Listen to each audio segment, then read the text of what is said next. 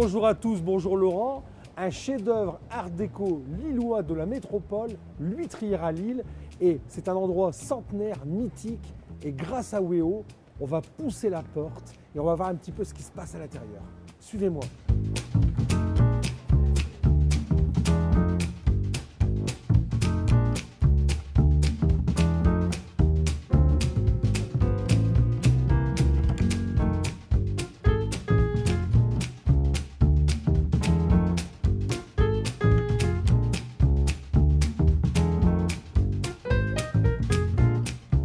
Antoine, on est dans un endroit magnifique, art déco, la poissonnerie de l'Huîtrière. Est-ce que tu peux nous parler un peu de cette histoire?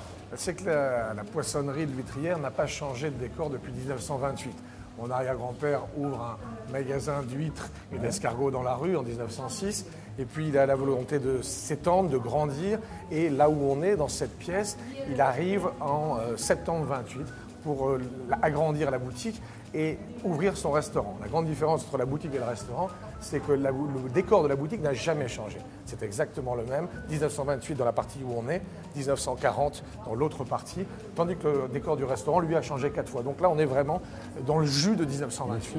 Alors, on est quand même, on peut dire, on est dans un monument historique, et donc on va faire un plat qui se fait depuis 100 ans ici. Dans le restaurant. Dans le restaurant, mais on va le faire dans la... Aujourd'hui, on le ramène aujourd'hui. Et tu vas m'apprendre à le faire, parce que j'adore ça, c'est la crêpe Suzette, la vraie crêpe Suzette. Le dessert emblématique de l'Huîtrière qui n'a pas quitté la carte depuis 1928 et qui est toujours encore aujourd'hui, en 2014, le plus vendu. Alors merci de nous offrir ce cadeau.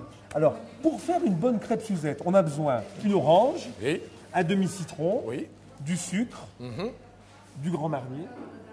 Du Grand Marnier, du cognac. Et un bon morceau de beurre. Un bon morceau de beurre, c'est quand même essentiel. Voilà. Alors, tu m'expliques comment on fait? Alors, la première partie, je vais te montrer, tu vas continuer. On casse les sucres en deux. Voilà. On les casse pour une raison principale, Yannick, c'est que comme le sucre va être cassé, on va pouvoir ensuite le frotter sur le citron et sur les oranges pour récupérer un petit peu de zeste qui va donner un certain goût à la préparation.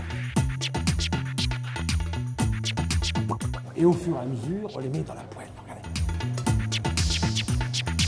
Poêle dans laquelle on va mettre également un petit peu de beurre. Un petit morceau. On est raisonnable à l'Huîtrière. Oui, c'est pour 2 personnes.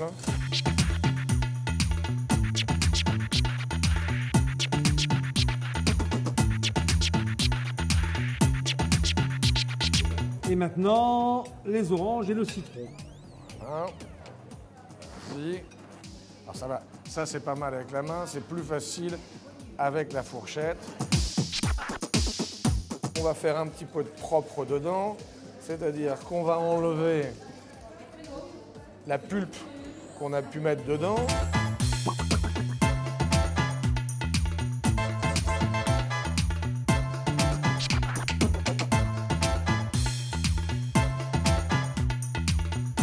On va accélérer un petit peu,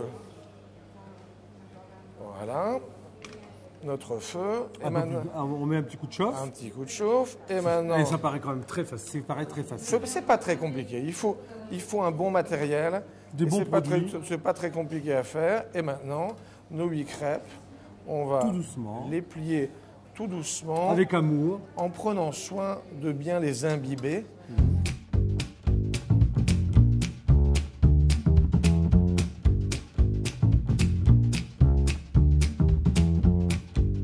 Maintenant, nous allons flamber nos crêpes, bien entendu avec modération. De toute façon, l'alcool s'évapore, c'est simplement pour le goût.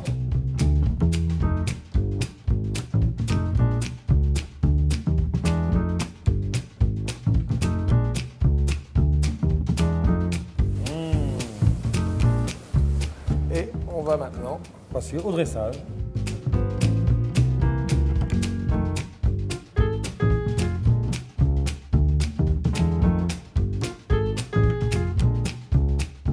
Grâce à Wéo, j'aurais fait mon chef-d'œuvre des crêpes Suzette à l'Huîtrière.